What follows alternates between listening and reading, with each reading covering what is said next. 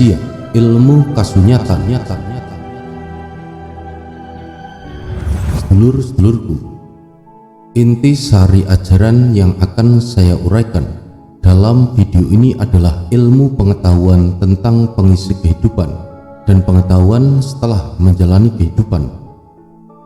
Ilmu-ilmu tersebut sebenarnya sudah ada sejak zaman purbakala dan timbulnya bersamaan dengan lahirnya aksara Jawa atau huruf Jawa yang diperkirakan sekitar tahun kurang lebih 911 sebelum Masehi dan sudah menjadi adat religi Nusantara, bahkan sebelum datangnya Hindu, Islam, Konghucu, Nasrani dan lain sebagainya ke Indonesia.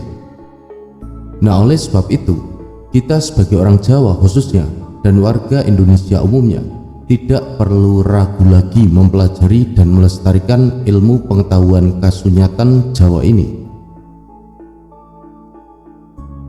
Sedulur-sedulurku, sebelum kita bersama-sama mempelajari mengenai ilmu kasunyatan ini, saya persilahkan untuk menyapa leluhur kita yang terdiri dari saudara yang berjumlah 4, yaitu Sukma, Jiwa, Raga, dan Jagat Raya.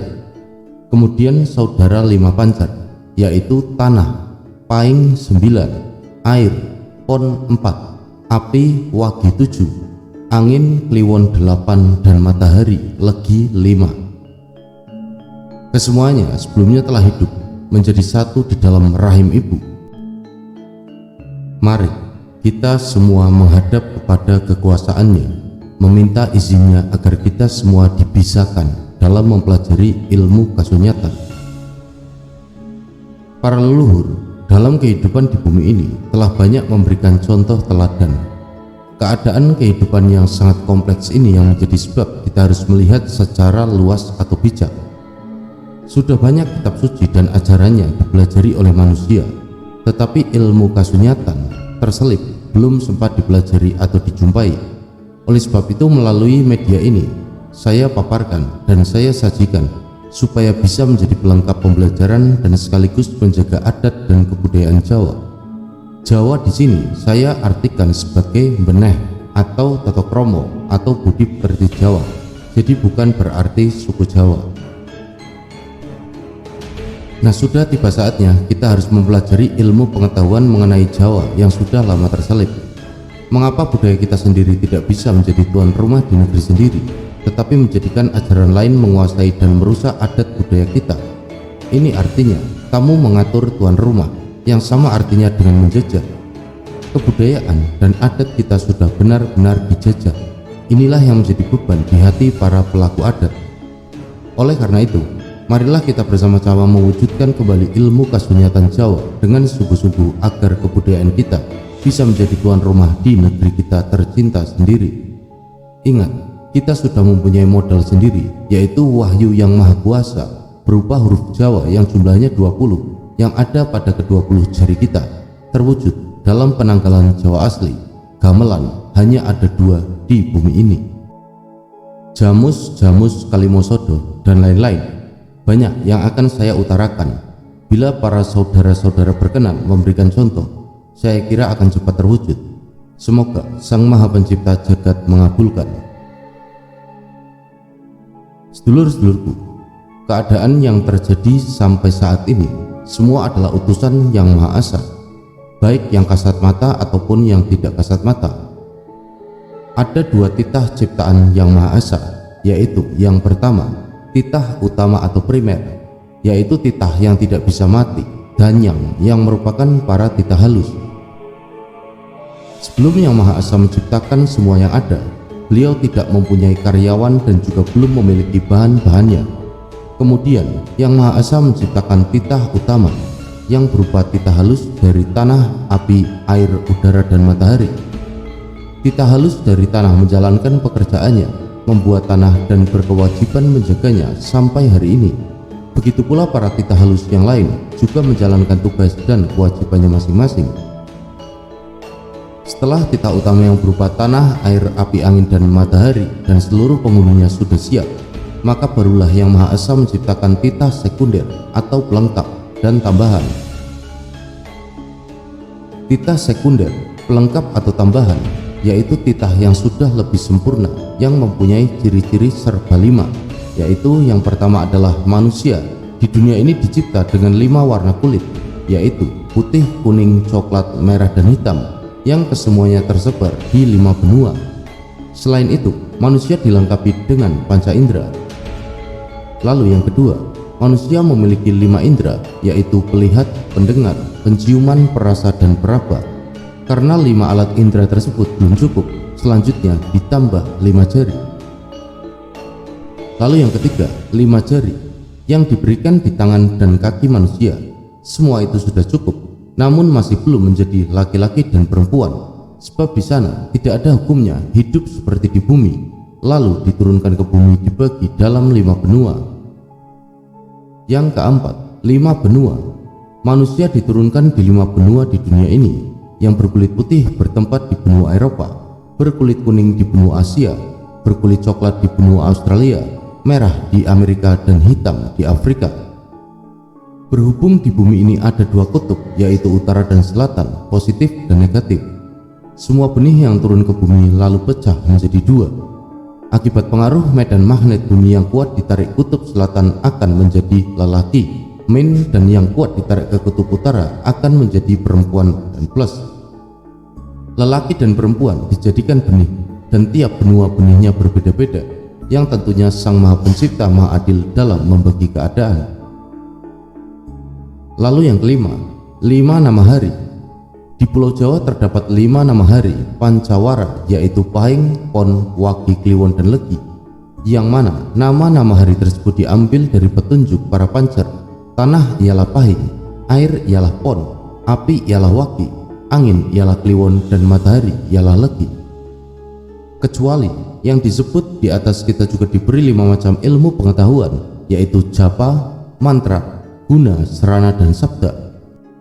Jika diumpamakan dengan sekolah pada masa sekarang, hampir sama dengan TK, SD, SMP, SMA, dan perguruan tinggi. Berbeda tingkat sekolahnya, berbeda pula kemampuannya. Japa, memohon kepada Sang Maha Pencipta. Mantra, bacaan yang kita tujukan kepada Sang Maha Pencipta. Guna, kemampuan yang melahirkan kesaktian. Sarana, kepandaian yang melahirkan kesaktian. Sabda, kepandaian yang melahirkan kesempurnaan. Lalu tatanan menyembah kepada Yang Maha Esa dalam kasunyatan. Dalam menyembah Yang Maha Esa, janganlah sampai kelewatan, sebab Yang Maha Pencipta tidak menghendaki disembah dengan cara berlebihan. Yang Maha Esa itu maha bersahaja. Dalam hal menyembah kepadanya haruslah terlihat sangat sederhana. Yang Maha Esa tidak memberikan perintah yang memberatkan. Sepertinya Yang Maha Esa sudah siap merugi ketika memberikan kehidupan kepada kita. Hal yang jangan kita lupakan ketika kita hendak menyembahnya adalah mengajak 4 saudara dan kelima pancer untuk bersama-sama memohon menghadap kepada kekuasaan Sang Maha Pencipta Jagat.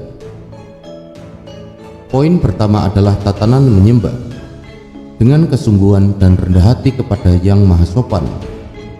Pakaian tidak menjadi masalah, yang penting bersih, rapi, dan sopan. Kecuali dalam upacara yang mengenakan seragam, maka kita harus taat pada perintah. Suasana hening, baik toto lahir maupun batin.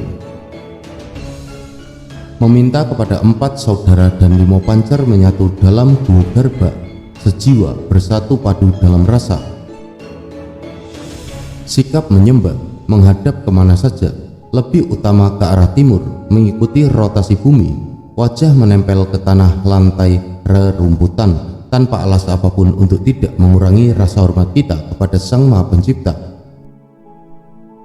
Utamakan sebelum tidur malam, karena waktu tidur kita harus berserah diri dan tidak tahu apa-apa. Namun jika keadaan mencukupi, waktu lain pun juga tidak menjadi masalah. Pada saat menyembah, tidak boleh meminta apapun kepada Sang Maha Pencipta Jagat. Meminta bisa sewaktu-waktu, jangan sampai bersamaan dengan menyembah. Sedikit waktu untuk menyembah jangan sampai dicampuri atau diganggu oleh permintaan kita. Sebisa-bisanya kita haturkan rasa hormat kepada beliau. Buang segala perasaan baik ataupun buruk, rasa bingung, senang, dan jengkel. Yang ada hanyalah rasa segar, terang, tanpa beban apapun. Lalu poin yang kedua adalah arah menyembah. Arah menyembah kepada Sang Maha Pencipta tidaklah dibatasi. Di mana saja Anda berada, jika masih ada kehidupan di situ pasti ada Sang Maha Pencipta. Jadi Anda tidak perlu ragu-ragu menghadap menyembahnya. Dalam keadaan apapun, Sang Maha Pencipta harus kita ingat di dalam hati. Karena dimanapun kita berada, Sang Maha Pencipta akan selalu membimbing kita. Yang penting selalu mendekat diri kepadanya. Banyak titah yang memohon kepadanya tapi keliru tata keramanya, malah jadi memerintah Sang Maha Pencipta.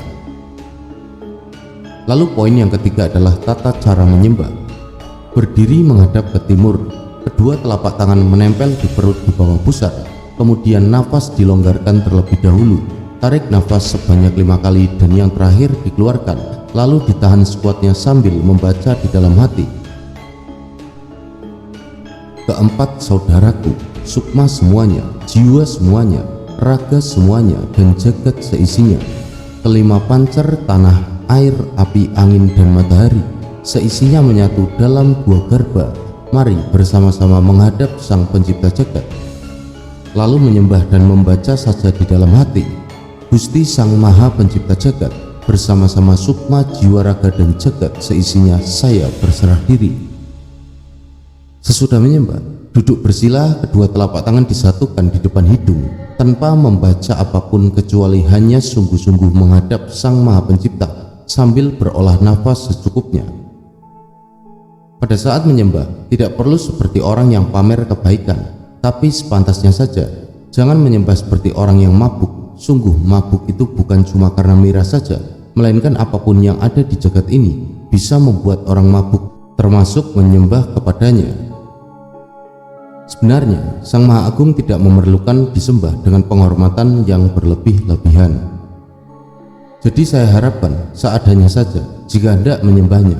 Sekali lagi, jangan meminta apapun pada saat menyembah. Nanti sesudahnya silahkan. Betapa indahnya jagat ini apabila para titah sudah menyembah berbarengan dengan tanah, air, api, udara, dan matahari. Betapa bangganya Sang Maha Pencipta melihat semua titahnya bersatu padu, tidak pada sombong, baik yang kasat mata maupun yang tidak. Demikianlah mengenai rahasia ilmu kasunyatan dan tata cara lelakunya. Matur sembah nuwun sedulur-sedulurku telah menyimak. Semoga wacana ini berkenan dan bisa bermanfaat. Dan jangan lupa untuk sedulur-sedulur bisa meninggalkan jejak-jejak di kolom komentar. Mugi rahayu sagung dumadi.